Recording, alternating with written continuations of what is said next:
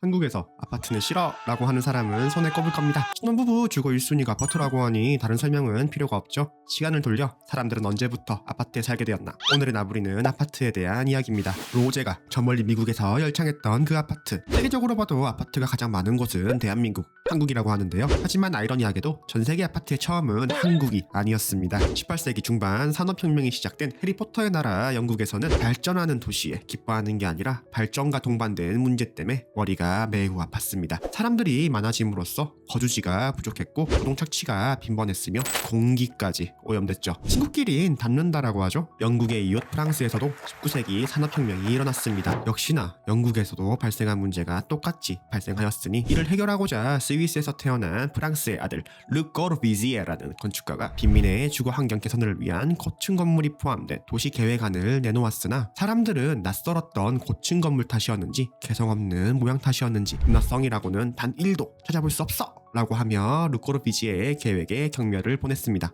하지만 그의 계획안은 시간이 지나 마류새우에서 빛을 보게 되는데 그의 계획에 따라 외곽에 주거를 위한 수많은 아파트들이 만들어지기 시작했습니다만 설익은 건축 기술과 미흡한 유지보수 능력 그리고 중심지와의 단절로 인해 시간이 지나며 저소득층이 생활하는 공간이 되어버렸습니다. 당연히 여기엔 실업 문제와 빈곤이 따라오게 되었고 무서운 갱단형들이 활개치는 어둠의 공간이 되어버렸습니다. 특히 이 내용은 넷플릭스 오리지널 시리즈인 마류새우에서 적나라하게 나오게 되는데 슬럼화된 아파트가 궁금하시다면 한 번쯤 보시는 걸 추천드립니다. 좋지 않은 설레에도 불구하고 BJ의 계획안은 일본과 식민지 조선 건축가들에게 큰 영향을 주게 되었고 한국에서도 드디어 아파트들이 생겨나기 시작했습니다. 하지만 아쉽게도 최초의 아파트는 한국인들의 손에 만들어진 게 아니었습니다. 일제강점기인 1930년 서울 회원동에 있는 미쿠미 아파트가 대한민국 최초의 아파트인데요. 일본인 숙소로 지어진 이곳은 놀랍게도 아직 남아있습니다. 사람으로 치면 90살이 넘은 건데 지속적인 보수를 통해 아직까지 건재하게 사용하고 있는 거죠. 건축물 도장을 떼보니 사용 승인일이 1931년 1월 26일로 되어 있네요.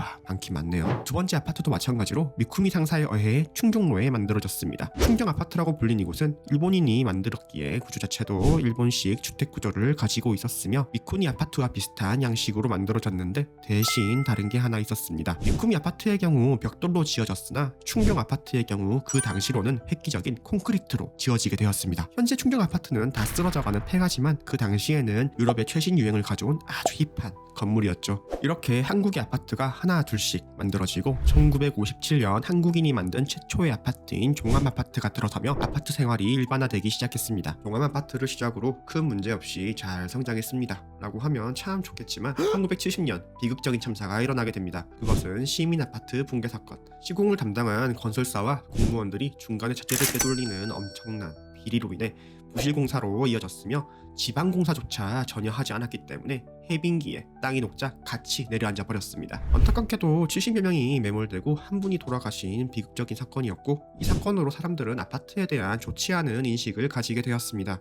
하지만 대한주택공사가 사람들의 불안감을 종식시키고자 중상층을 대상으로 고급 아파트를 짓기 시작했습니다. 물론 사람들의 반발은 있었습니다. 아니 서민들에게 주택을 공급해야 할 LH가 무슨 통단지같이 고급 아파트를 지어 이게 말이 돼? 라고 했지만 그 당시 주택공사 총재는 아파트의 질을 향상시키는 것도 주택공사의 업무 중 하나다 라고 하며 국내 최초 고층 아파트 단지라는 여의도 시범 아파트를 짓게 되었고 이어 강남의 개발 서막인 1590세대 반포주공 아파트까지 성공리에 건설하게 되었습니다. 이로써 사람들의 불안감을 종식시키고 강남권 개발에 서막을 연과 동시에 한국의 아파트는 발전하기 시작했습니다. 현재 아파트의 모습을 보면 사람들의 선택을 받을 수 없는 이유들을 다 가지고 있습니다. 주민들의 편의를 위한 수영장, 헬스장이 있고 지하 주차장은 뭐 당연한 옵션이죠. 그리고 유치원, 학교가 근처에 있어 인프라는 매우 뛰어나고 경비원분들까지 계셔가지고 안전하기까지 합니다. 선택을 하지 않을 이유가 없는 거죠. 근데 이렇게까지 한국이 아파트가 인기가 많은데 다른 나라는 과연 어떨까?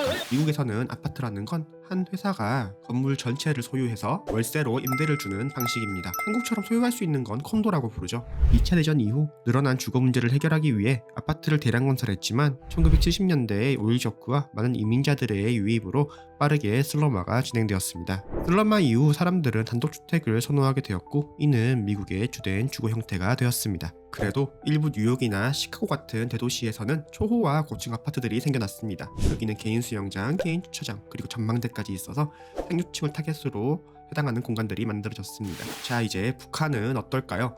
북한은 한국보다 아파트 건설이 빨랐습니다. 1950년대 대규모로 아파트 건설이 시작되었는데 1990년대에 이르러서는 재정이 악화되었는지 민간 자금을 빌려 지을 수밖에 없었습니다.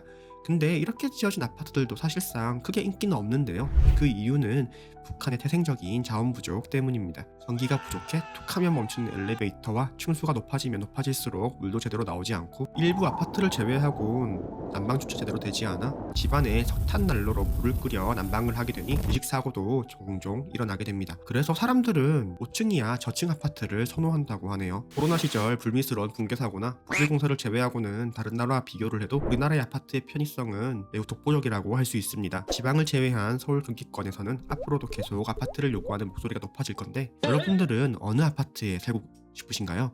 지금까지 나불이었습니다.